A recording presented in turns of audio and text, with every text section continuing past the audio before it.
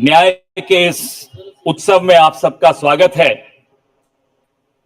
हम सबकी नेता और हमारी नैतिकता की स्रोत श्रीमती सोनिया गांधी, हमारे राष्ट्रीय अध्यक्ष और हमारी प्रेरणा का स्रोत श्री मल्लिकार्जुन खड़गे जी, हमारे पूर्व राष्ट्रीय अध्यक्ष और हमारी ऊर्जा के स्रोत श्री राहुल गांधी जी, इस न्याय पत्र को मूर्त रूप देने वाले श्री पी चिदम्बरम जी, हमारे संगठन महासचिव श्री के.सी. वेणुगोपाल जी, आप सबका स्वागत है।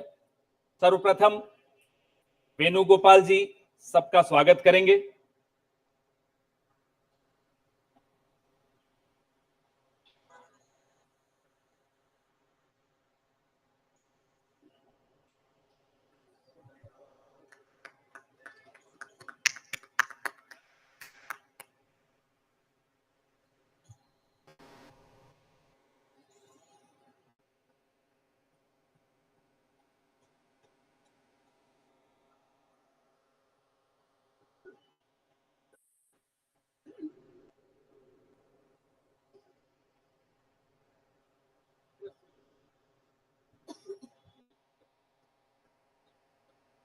धन्यवाद वेणुगोपाल जी।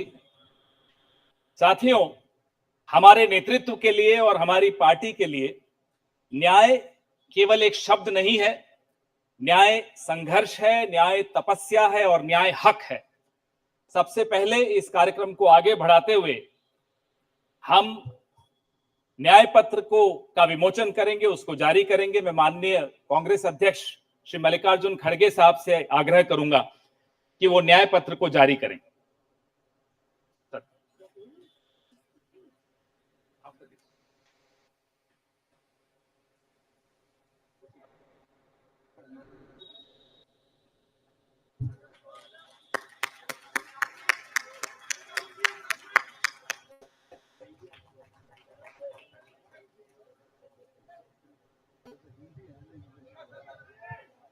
या both Hindi.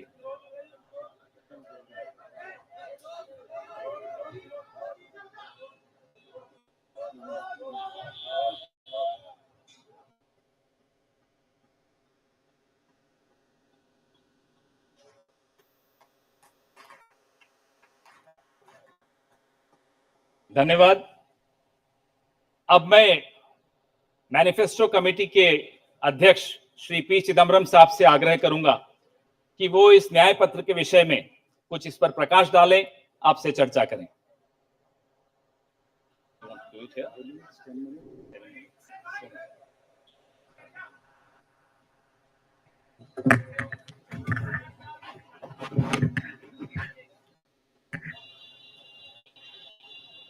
Honorable Congress President, Honorable former Congress President Srimati Sonia Ji, Honorable former Congress President Shri Rahul Ji, General Secretary Shri K.C. Venugopal, members of the Congress Working Committee, senior leaders of the Congress, Karyakartas of the Congress, members of the media. I'm thankful to the Congress President for releasing the Congress Manifesto for the 2024 elections. Earlier, the draft Congress Manifesto was thoroughly discussed in the Congress Working Committee. The recommendations of the members of the Congress Working Committee were taken into consideration, and with the final approval of the Congress President, some changes were made to the draft manifesto. And what we have today is the final manifesto approved by the Congress Working Committee and the Congress President. The broad theme of the manifesto is justice. Every aspect of justice has been threatened, weakened, diminished, and in some cases, denied in the last 10 years, especially in the last 5 years. Members of the media will recall that in 2019, we had warned of what is likely to happen between 2019 and 24 should the BJP come back to power. We were not soothsayers, but we were active workers on the ground who could sense what is happening in this country. I'm sorry to report that what we had predicted in 2019 has come to pass in 2024. We had said institutions will be diminished or captured. That has happened. We had said freedom will be restricted, and that has happened. We had said that the weaker sections of the people will be denied their rights and their privileges. That has happened. We had said that Parliament will be diminished. That has happened. We had said that we will inexorably move towards an autocracy. We are already described as an electoral autocracy by many, many thinkers of the world. That has happened.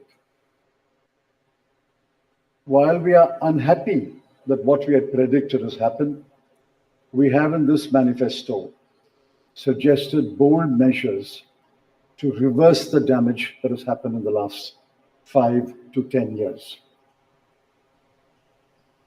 The overall theme of the Congress manifesto is 3 powerful words: work, wealth, and welfare. I shan't take long.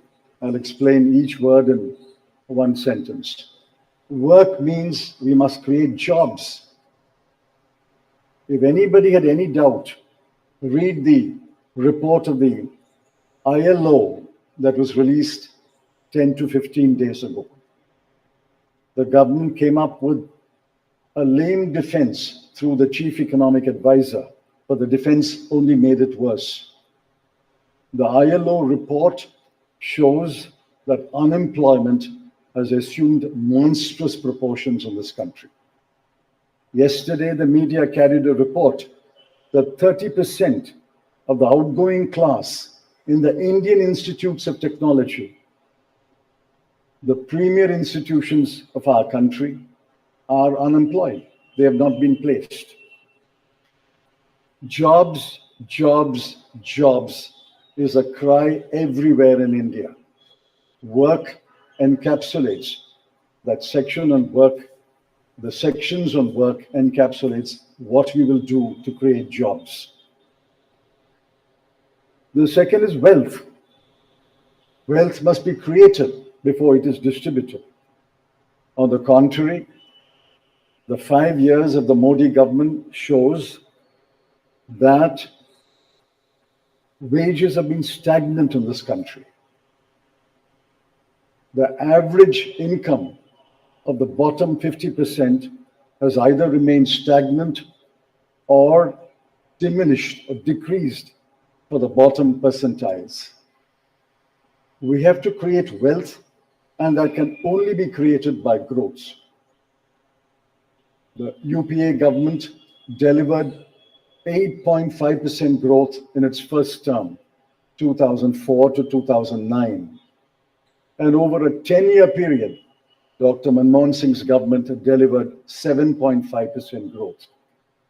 Even the futile attempt by the BJP government to revise the figures made it 6.7%.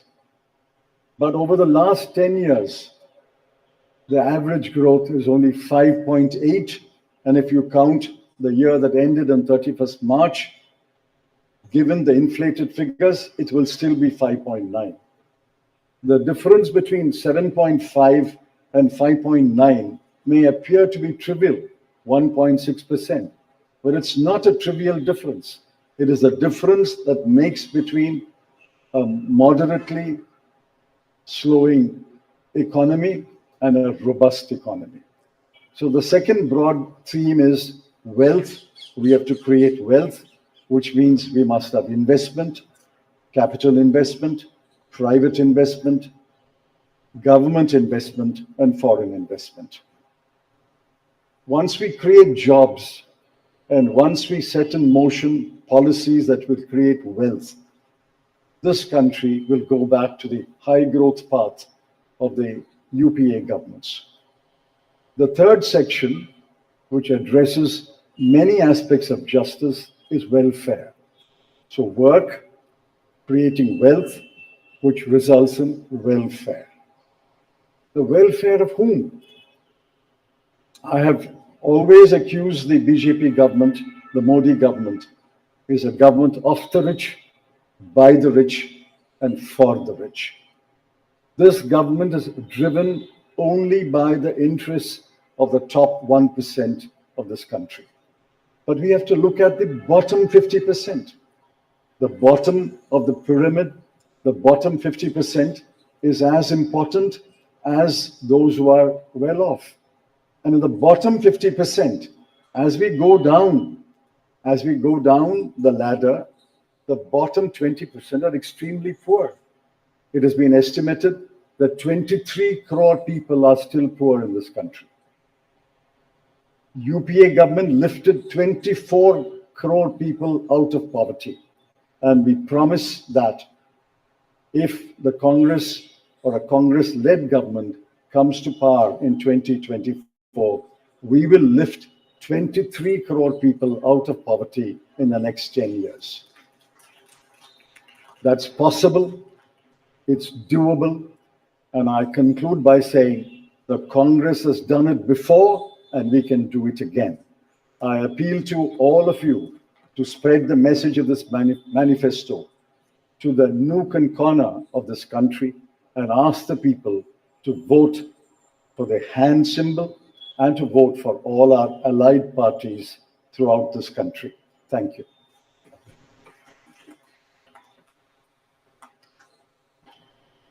धन्यवाद चिदम्बरम साहब। मैं माननीय राष्ट्रीय अध्यक्ष श्री मल्लिकार्जुन खड़गे साहब से आग्रह करूंगा कि वो दो शब्द कहें।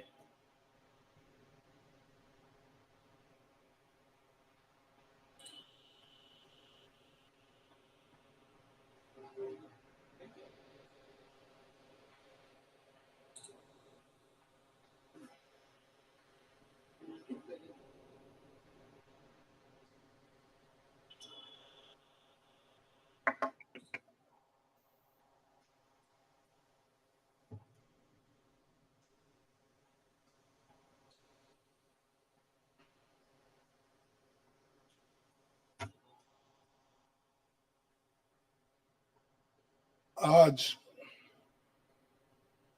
हमारे कांग्रेस चुनाव घोषणा पत्र जारी करने के मौके पर कांग्रेस पार्टी के भूतपूर्व अध्यक्ष और हमारे चाहते नेता श्रीमती सोनिया गांधी जी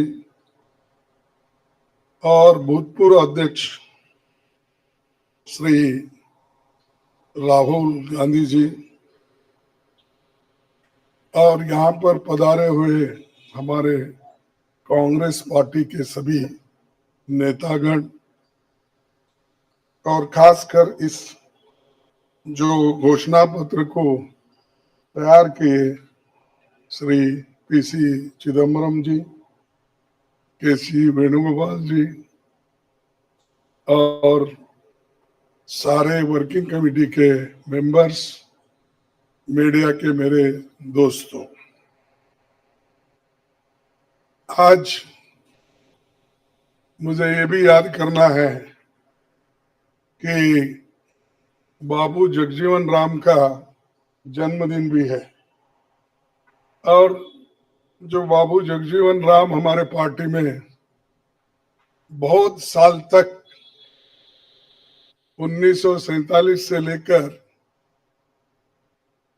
1984 तक 1984 तक वो इस पार्टी में रह के काम किए। फिर जो कुछ उनका कंट्रीब्यूशन था ते बड़ा कंट्रीब्यूशन मिनिस्ट्री में उन्होंने किया। ऐसे दिन आज हम ये घोषणा पत्र गरीबों के लिए हम अर्पित कर रहे हैं। आज भारतीय राष्ट्रीय कांग्रेस के 2024 के लोकसभा चुनाव का घोषणा पत्र जारी किया जा रहा है। इस मौके पर मैं आप सभी का स्वागत करते हुए 22 दिसंबर 2023 को जो चिदम्बरम जी की अध्यक्षता में 16 सदस्यीय कांग्रेस मैनिफेस्टो कमेटी बनी थी और 19 मार्च को सीडब्ल्यूसी ने इसे मंजूरी दी थी। व्यापक जनभागीदारी और संपर्क के बाद हमारा घोषणा पत्र बना है। इसके लिए वेबसाइट आवाज भारत की बनी, जिस पर भी काफी सुझाव मिले। हमारा ये घोषणा पत्र देश के राजनीतिक इतिहास में न्याय के दस्तावेज के रूप में याद किया जाएगा। राहुल जी के नेतृत्व में चली भारत जोड़ो न्याय यात्रा में 5 पिलर्स पर ध्यान केंद्रित किया गया था। यात्रा के दौरान युवा न्याय, किसान न्याय, नारी न्याय, श्रमिक न्याय और हिस्सेदारी न्याय की घोषणा की गई थी। जहां कहीं भी हम गए इन न्याय की बात हमने करी थी और इसकी गारंटी भी हमने दी है। इन 5 पिलर्स में से 25 गारंटी निकलते हैं। हर 25 गारंटी ने किसी ना किसी को लाभ मिलने का इसके अंतर्गत यहाँ पर हमारे मैनिफेस्टो में भी है और इसके लिए जो हम पहले से ही करते हुए आए हैं वो भी हमने इसका उल्लेख किया है। मैं कुछ बातें आपके सामने रखना चाहता हूं। खासकर युवा न्याय के तहत हर शिक्षित युवा की पहली नौकरी अप्रेंटिसशिप के साथ पक्की हो जाए, ऐसी एक गारंटी हम दे रहे हैं। और उसके लिए हम 1 लाख रुपए उसके लिए हम एक अप्रेंटिसशिप कोर्स करने वालों को खर्च करेंगे और इससे ये फायदा होगा, किसी ना किसी जगह उसको पक्की नौकरी मिलेगी, क्योंकि ये स्किल डेवलपमेंट के तहत और बहुत से इंडस्ट्रीज में इनको काम मिलेगा। नारी न्याय के तहत गरीब परिवार की महिला को सालाना 1 लाख की मदद देंगे। कोई तालियां नहीं बजा रहे, क्या बात है? गरीब परिवार की महिला को सालाना 1 लाख की मदद देंगे और किसान न्याय के तहत किसानों की कर्ज माफी और एमएस की कानून की गारंटी भी हम देंगे। और श्रमिक न्याय, इसके तहत मनरेगा में भी 400 रुपए के न्यूनतम, कम से कम 400 रुपए मजदूरी दिया जाएगा। हिस्सेदारी न्याय में सामाजिक, आर्थिक, समानता के लिए हर व्यक्ति और हर वर्ग की गिनती या जातीय जनगणना होगी, जिससे सबको फायदा होगा, या किसी के फॉर्म में किसी के अगेंस्ट में ये नहीं है कि हालात को समझने के लिए ये जातीय जनगणना करेंगे, जैसा कि एससी एसटी की जातीय जनगणना होती है। और वैसा ही जो पिछड़े लोग हैं और भी ये अपर कास्ट में भी गरीब लोग हैं, सबकी हालत क्या है ये जानने के लिए हम जातीय जनगणना कराएंगे और इसका फायदा हर वर्ग को मिलेगा। हमारे घोषणा पत्र में संवैधानिक न्याय, कॉन्स्टिट्यूशनल जस्टिस, खंड में लोकतंत्र बचाओ, भय से मुक्ति से लेकर मीडिया, न्यायपालिका आजादी, भ्रष्टाचार के खिलाफ मुहिम जैसे मुद्दे, कला संस्कृति जैसे विषय भी है।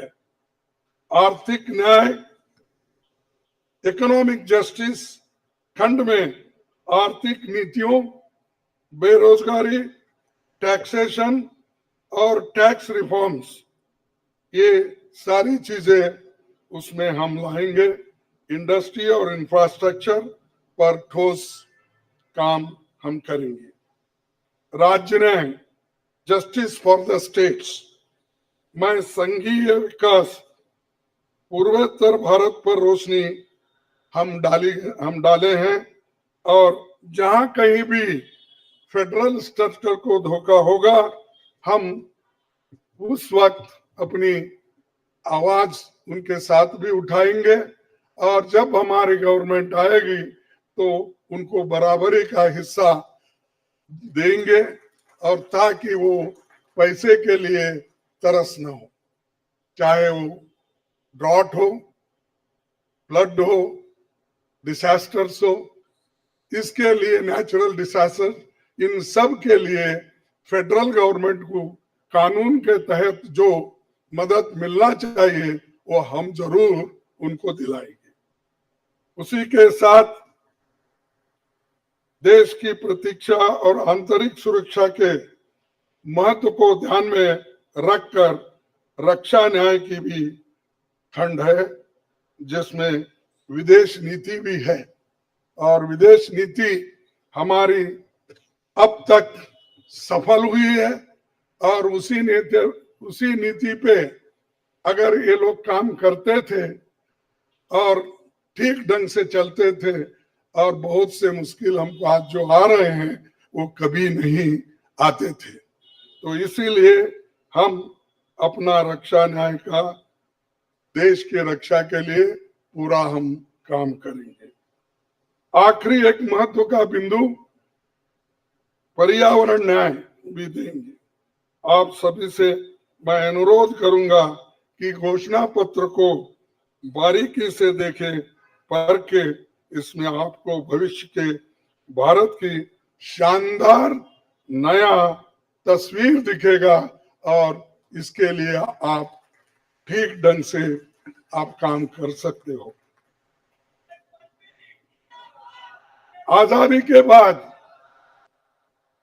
1951-52 में चुनावों से राजनीतिक दल घोषणा पत्र जारी करते समय बहुत से दावे करते हैं लोग, पर कांग्रेस हमेशा जमीनी हकीकत पर चलती है। 1951 में पंडित जवाहरलाल नेहरू के नेतृत्व में हमारा जो घोषणा पत्र जारी हुआ, उसका नाम था व्हाट कांग्रेस स्टैंड्स फॉर। उसका नाम था व्हाट कांग्रेस स्टैंड्स फॉर। पहले घोषणा पत्र को लेकर ये टिप्पणी की गई थी, no exaggerated claims were made, no ambitious plans to entice public or deceive the electorate had been placed before them. A realistic view of what was capable of achievement and implementation alone was presented. ये पंडित जवाहरलाल नेहरू जी के जमाने में घोषणा पत्र दी थी जो realistic है, जो ग्राउंड लेवल पे हम कर सकते हैं, उसी के बारे में उन्होंने बोला था। किसी को फंसाने के लिए नहीं, झूठ बोलने के लिए नहीं, हम जो भी कहते हैं वो करके दिखाते हैं, ये उनका कहना था। और वही आज भी हम कर रहे हैं, जो कर सकते हैं वही हम इसमें घोषणा पत्र में लिखे हैं। और बहुत से हमारे विद्वानों से भी हम बात किए हैं कि इसमें क्या कर सकते क्या नहीं कर सकते, उनके सलाह के मुताबिक ही आज हमने ये सारी चीजें आपके सामने रखे हैं।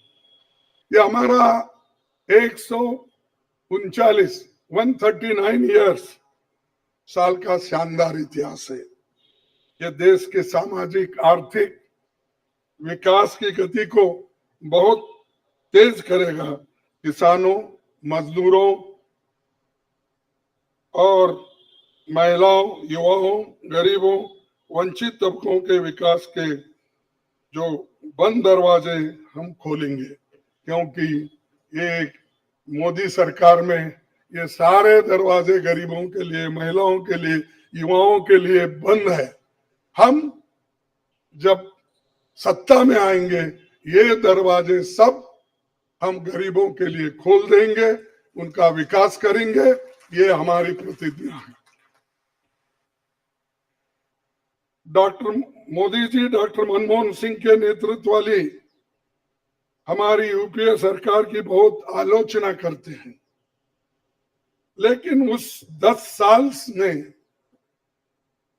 हमने MNREGA, right to education, RTI, खाद्य सुरक्षा, वनाधिकार, भूमि अधिग्रहण कानून और रेहड़ी पटरी वालों की अधिकार समेत कई कदम हमने उठाया है। और उसकी जो कर्ता धर्ता है श्रीमती सोनिया गांधी जी यहाँ पर मौजूद है। उन्होंने बारीकी से इन मनरेगा को और खास करके फूड सिक्योरिटी को बहुत लड़ा, क्योंकि मुझे मालूम है, सब चीजें मैं यहाँ पर नहीं कह सकता, कि उन्होंने इतने ये 2-3 प्रोग्राम के लिए बहुत गुस्से में रहते थे। जब तक वो इम्प्लीमेंट नहीं होता तब तक वो खामोश नहीं बैठे और कैबिनेट के लोगों को बोलते रहे थे कि ये क्या हुआ। जब हुआ तब वो भी खुशी मना लिए और हम भी लोग बोले कि भाई ठीक हो गया। और जब बाहर इसका गया कि जो ये मनरेगा का, फूड सिक्योरिटी का और कंपलसरी एजुकेशन का ये जो संदेश बाहर गया, तब लोग सभी खुश होने लगे, सभी बोलने लगे ये बहुत अच्छा यूपीए गवर्नमेंट ने किया, सोनिया गांधी जी ने किया। ये बात बाहर आ गई। इसीलिए ये हमारा जो पहले से गरीबों के लिए वायदे थे वो हम पूरे करेंगे। मोदी जी 10 सालों में इसके मुकाबले का एक काम भी नहीं कर सके। आप बताइए कौन सी ऐसी बड़ी फैक्ट्री जो एम्प्लॉयमेंट क्रिएट कर सकती है, जो नेहरू जी के जमाने में बने वैसे कोई एक बड़े बड़े काम उन्होंने किया है। जिस देश में एक सुई नहीं बनती थी उस देश में पंडित जवाहरलाल नेहरू, इंदिरा गांधी जी ने रॉकेट बनाकर उड़ा कर दिखाया।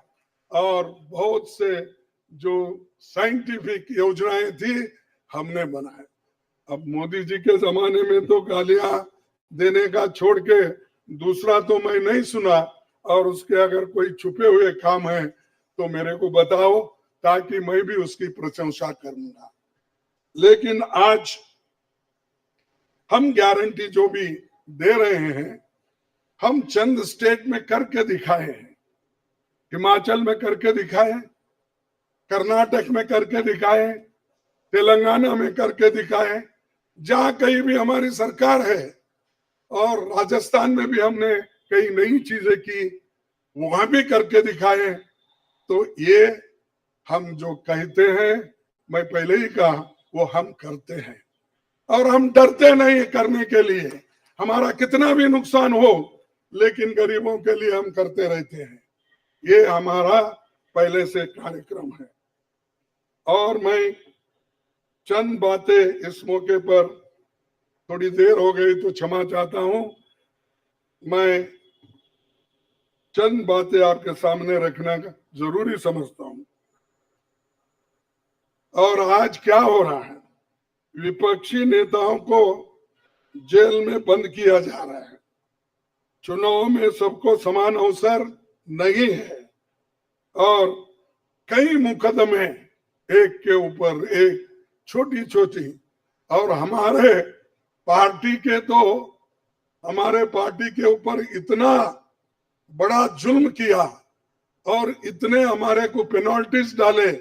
3,567 करोड़ रुपए का हमारे ऊपर उन्होंने पेनल्टी डाली।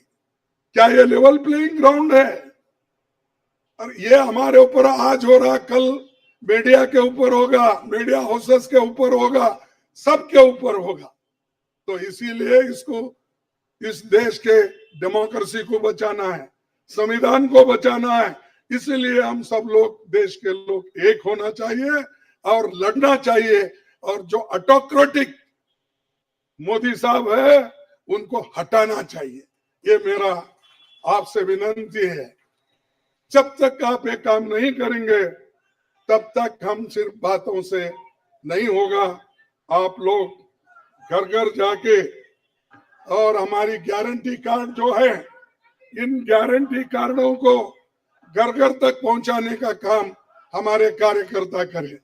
जब तक आप घर घर नहीं जाएंगे, वोटर से नहीं मिलेंगे, कुछ भी होने वाला नहीं है।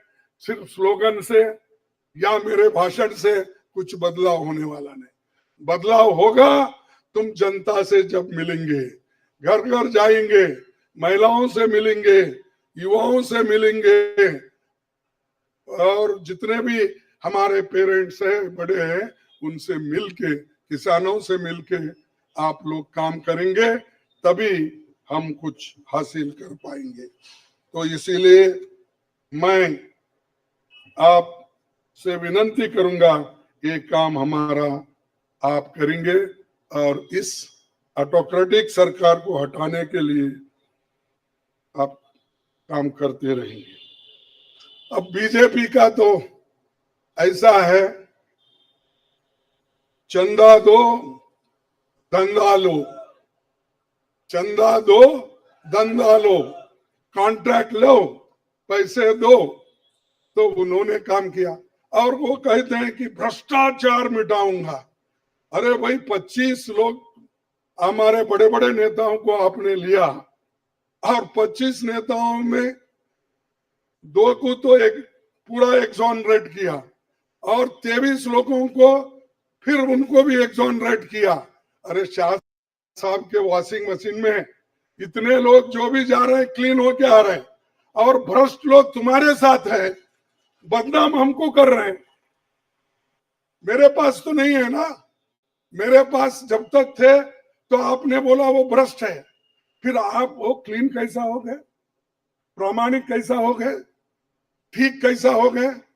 तो ये खुद ही इधर डराते हैं, उधर सब चोरों को लेते हैं।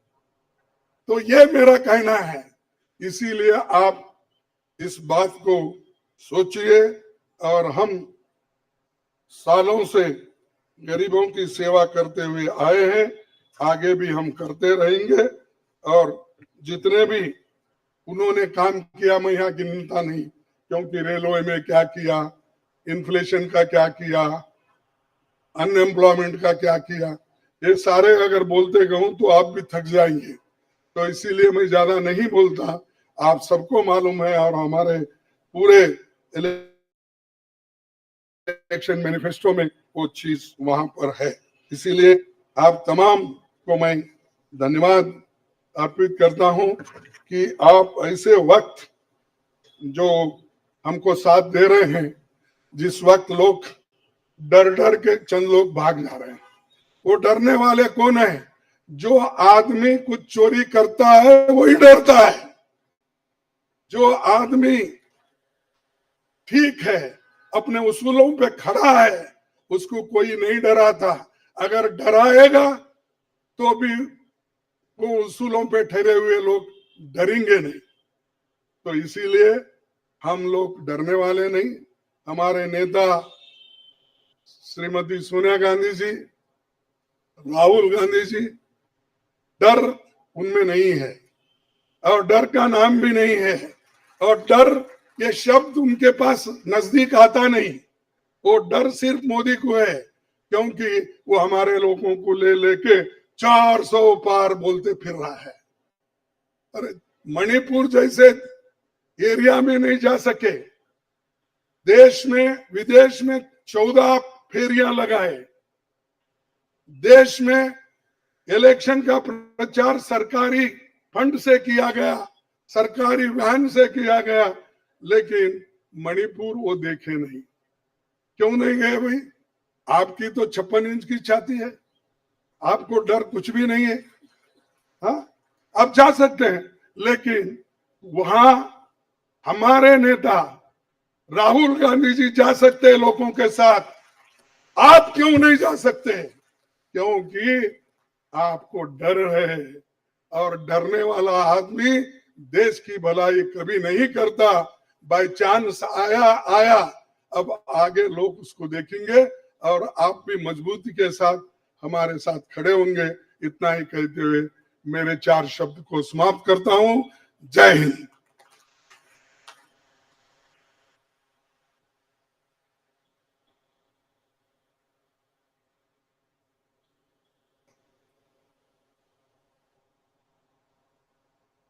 धन्यवाद खड़गे साहब।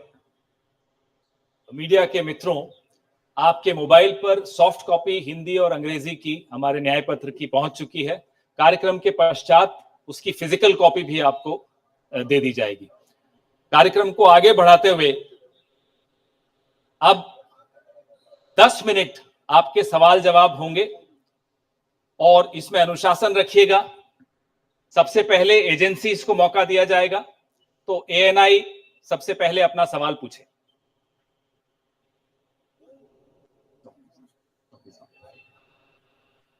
माइक दे दीजिएगा मीडिया के साथियों को।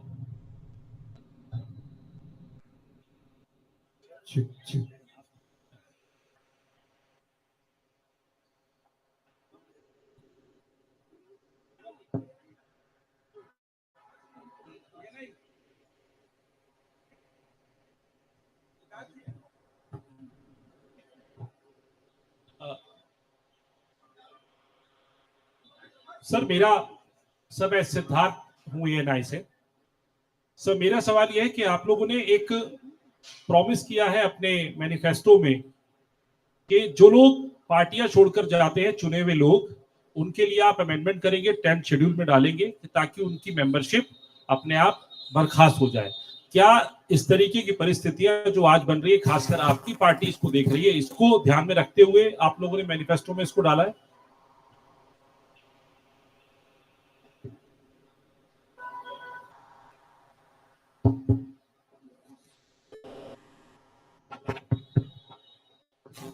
You are asking about the anti-defection law, which is now in the 10th schedule.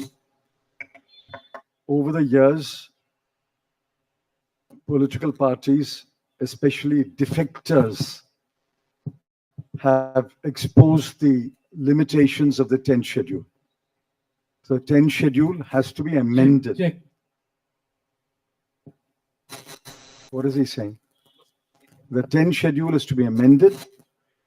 Our position is that moment a defection takes place, he should be instantly disqualified.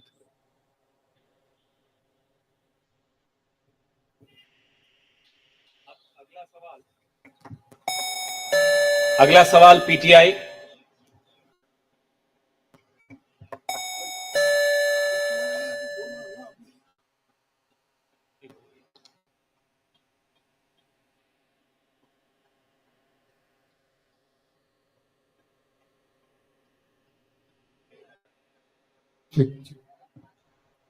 So the focus of the manifesto is on the 25 guarantees that the Congress has already announced. So will this election be a fight between Congress's guarantees and Modi ki guarantee?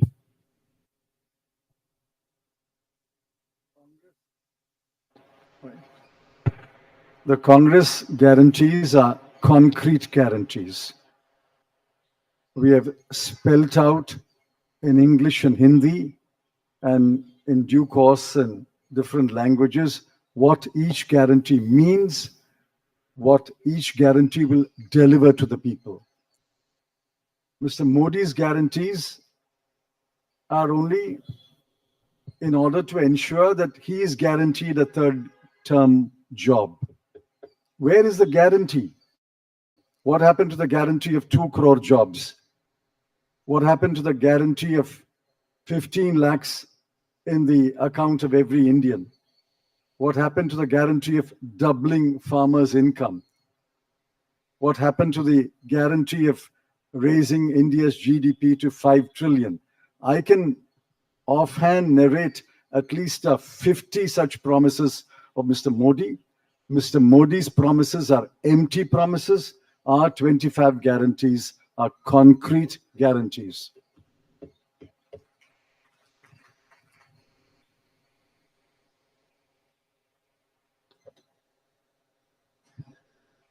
Good afternoon. I agree with what Mr. Chidambaram said. But this election is about those who are trying to destroy the constitution and destroy democracy in this country versus those who are trying to protect the constitution and protect democracy in this country. We do believe that it is very important, once this fight is won, that we look after the interests of the vast majority of our people, that India is not run for 2 or 3 large conglomerates, large businesses, that it is run for the vast majority of people, that we are not a nation of monopolies. We are a nation where there is fair competition among businesses. So I think it's important to understand that this election is a fundamentally different election. I don't think democracy has been as much at risk. The constitution has been as much at risk as it is today. In Hindi, sir. ये जो चिदम्बरम जी ने कहा उससे मैं सहमत हूं, मगर ये जो चुनाव है ये लोकतंत्र को और संविधान को बचाने का चुनाव है। एक तरफ एनडीए नरेंद्र मोदी जी जो कॉन्स्टिट्यूशन पर आक्रमण कर रहे हैं, लोकतंत्र पर आक्रमण कर रहे हैं, इंस्टीट्यूशंस को कैप्चर कर रहे हैं, और दूसरी तरफ इंडिया अलायंस जो कॉन्स्टिट्यूशन की रक्षा करता है, लोकतंत्र की रक्षा करता है। तो ये चुनाव इन दोनों फोर्सेस के बीच में है। धन्यवाद। मौसमी सिंह, आज तक।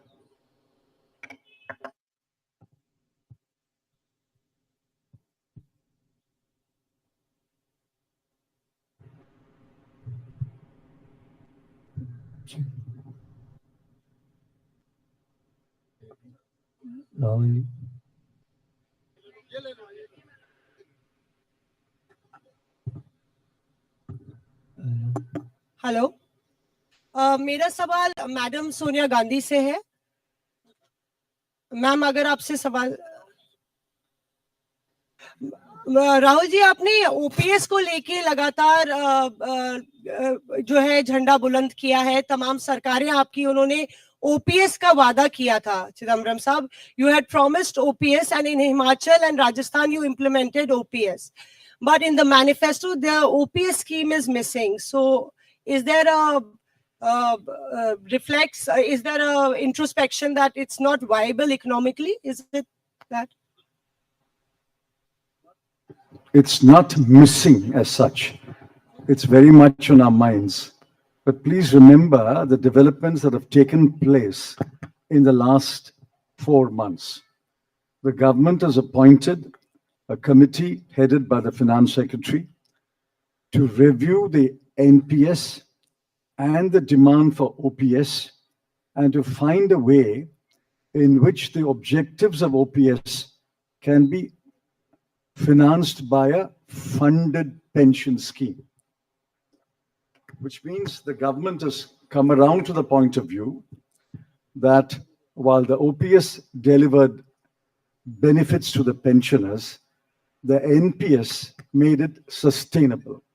Now a committee has been appointed under the Finance Secretary, and unless we receive the report of that committee and review it, it would be premature to take a stand on the OPS NPS controversy. It's very much on our minds, and we will come out with our position once the committee's report is received. Arun Kumar Singh. मेरा सवाल राहुल जी आपसे। Rahul ji, hello.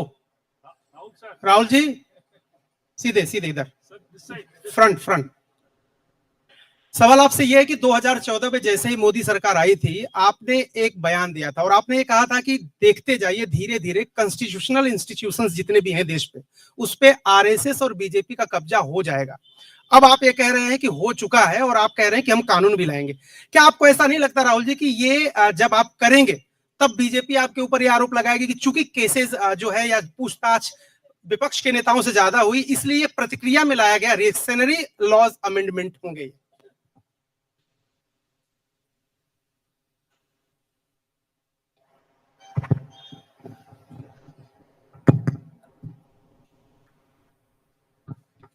सबसे पहले ये समझना होगा कि हिंदुस्तान के राजनीतिक स्ट्रक्चर में हो क्या रहा है। आरएसएस ने और बीजेपी ने और खासतौर से नरेंद्र मोदी जी ने जो स्ट्रेटेजी बनाई है, उसका फाउंडेशन क्या है, उसकी नींव क्या है, सबसे पहले यह समझना है। नरेंद्र मोदी जी ने जैसे अदानी जी की मोनोपोली है पोर्ट्स पर, इंफ्रास्ट्रक्चर पर, डिफेंस में, वैसे नरेंद्र मोदी जी ने पॉलिटिकल फाइनेंस की मोनोपोली बनाई है। कैसे बनाई है? ED, CBI, income tax department का प्रयोग करके। अगर आप बॉन्ड स्कीम्स को देखें तो उसमें साफ दिख जाता है कि नरेंद्र मोदी जी ने, बीजेपी ने एक प्रकार से पॉलिटिकल फंडिंग एक्सटोर्शन से, धमकी से, प्रेशर से बनाई है। खारगे जी ने कहा जो भी भ्रष्ट हैं वो सब बीजेपी में जा रहे हैं। उसका कारण है क्योंकि नरेंद्र मोदी जी चाहते हैं कि पॉलिटिकल फाइनेंस की मोनोपोली उनके हाथों में हो। अब हमारे बैंक अकाउंट बंद कर दिए, हमारे पास ओरिजिनल रास्ता जो था वही हमारा रास्ता है। हम जनता के साथ जाकर मिलकर उनके लिए लड़ते हैं। ये जो मैनिफेस्टो बना है, ये मैनिफेस्टो कांग्रेस पार्टी ने नहीं बनाया। ये मैनिफेस्टो हिंदुस्तान की जनता ने बनाया है। हमने सिर्फ इसको लिखा है, ठीक है। और हमने सिर्फ इसको लिखा है, जो किसानों ने हमें बताया, खारगे जी को बताया, मुझे बताया, बाकी नेताओं को बताया, वो हमने लिखा है। चाहे वो रोजगार की बात हो, चाहे वो कॉन्ट्रैक्ट लेबर की बात हो, हजारों लोगों से बात करके हमने ये हिंदुस्तान की आवाज है, ये लिखी है। मगर जो राजनीति में आज हो रहा है वो क्लियर है कि सब पार्टीज को नरेंद्र मोदी, ईडी, सीबीआई, इन इंस्टीट्यूशंस को कैप्चर करके फाइनेंशियली मोनोपोली बना रहे हैं अपनी। और चुनाव के बाद रियलिटी है कि ये जो फाइनेंशियल मोनोपोली बड़ी इंटरेस्टिंग चीज है, क्योंकि सारा इंफॉर्मेशन, सारा का सारा इंफॉर्मेशन, किससे एक्सटॉर्शन किया है, किसको कॉन्ट्रैक्ट दिया है, कॉन्ट्रैक्ट देने के बाद उसने कितना पैसा दिया है, वो पूरी ब्लूप्रिंट, पूरी की पूरी ब्लूप्रिंट इलेक्टोरल बॉन्ड्स में लिखी हुई है। तो नरेंद्र मोदी जी ने आज नहीं तो कल ऑपोजिशन को पूरी chargesheet, proof sheet electoral bonds के थ्रू पकड़ा दी है। तो इसीलिए थोड़ा टेरर हो रहा है उनको, इसीलिए नंबर निकला है 400 पार। इसलिए ये महाराष्ट्र में हमारे नेता ले जा रहे हैं, हरियाणा में सब जगह हमारे नेता ले जा रहे हैं, क्योंकि इनको लग रहा है कि भैया अगर 400 पार नहीं 180 हो गई, 160 हो गई, 140 हो गई तो नैया पार हो जाएगी। Thank you. आशीष सिंह।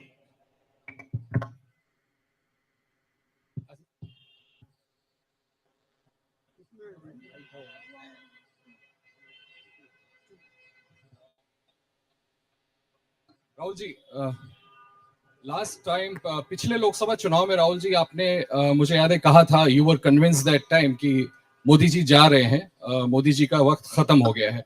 ऐसा हुआ नहीं, होता है राजनीति में।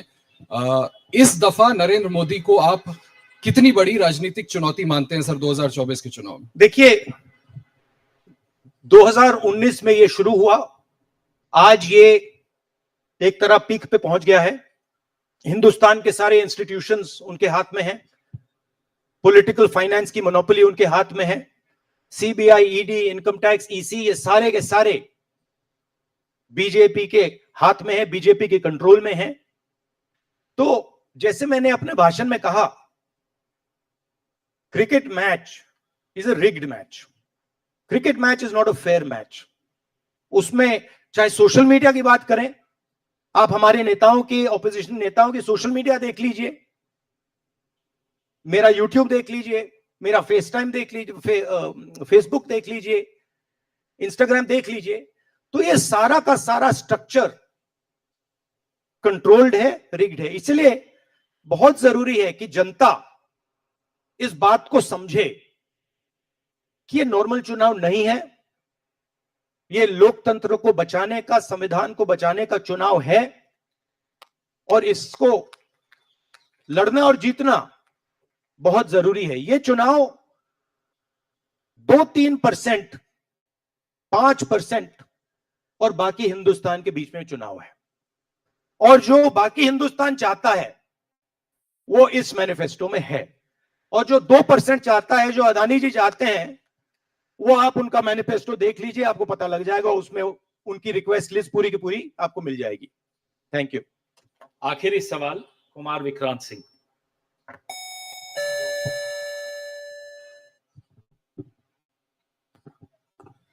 राहुल जी, 2009 में आपको भी याद होगा, उस वक्त मैनिफेस्टो में 2 तस्वीरें थी, मनमोहन सिंह जी की और सोनिया गांधी जी की। पूछा गया पीएम कैंडिडेट कौन होगा, सोनिया जी ने अपनी तस्वीर छुपा ली थी। आज 2 तस्वीरें हैं, राहुल गांधी जी की और खड़गे जी की। कोई तस्वीर छुपाएंगे, कोई दिखाएंगे? नहीं, ये आप बड़े डिस्ट्रैक्शन वाले क्वेश्चन पूछते हो। देखिए, इंडिया गठबंधन में डिसीजन लिया गया है कि हम मिलकर एक साथ आइडियोलॉजिकल चुनाव लड़ रहे हैं। चुनाव जीतने के बाद लीडर कौन होगा, प्राइम मिनिस्टर कौन होगा, वो पूरा का पूरा जो कोलिशन है वो मिलकर डिसाइड करेगा। Thank you. धन्यवाद। अब कार्यक्रम की समाप्ति से पहले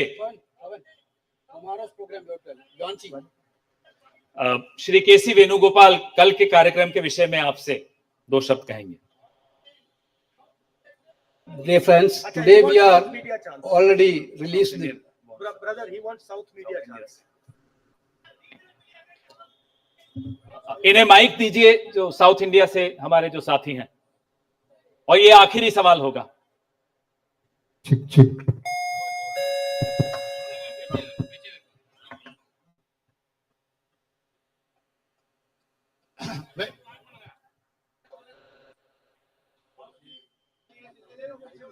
Vanakkam. South India's mic is not on, brother. But you have a very strong voice. You can speak without the mic. Sir, Vanakkam. Vanakkam. Venkatraman from Dinamala from Tamil Nadu. At once, congratulations to the Congress party, which is due to this serious campaign by the DMK party and Congress leaders. You are going to get 10 out of 10 seats from Tamil Nadu in the forthcoming parliament election. Do you think the same trend will you expect from across the country? Well, you know, I'm not a soothsayer. Unlike many political commentators, I can't predict the future. But what I'm confident of is that this is a much closer election than is being propagated by the media. It is a close election, and we are going to fight an excellent election, and we are going to win the election. Thank you. Please do remember one thing. Please do remember that there was a similar feeling being generated by the press when Mr. Vajpayee was Prime Minister. There was the India Shining campaign. So we have a similar idea being propagated. India Shining with 2-3 new dimensions. International dimension. All sorts of new dimensions. Full support by the monopolists in the country. But do remember what happened to the India Shining campaign. And do remember who won that campaign. Thank you.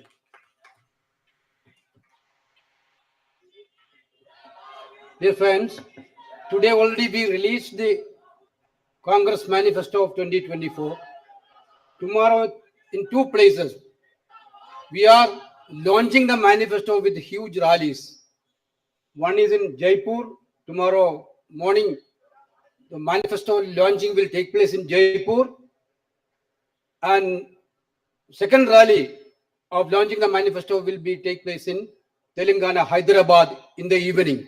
There were 2 programs tomorrow. One is in Rajasthan, one is in Telangana for launching the manifesto. I once again thanking all of you for participating in this event. Thank you Venugopal ji. अब सेवा दल के साथियों से आग्रह है कि वो राष्ट्र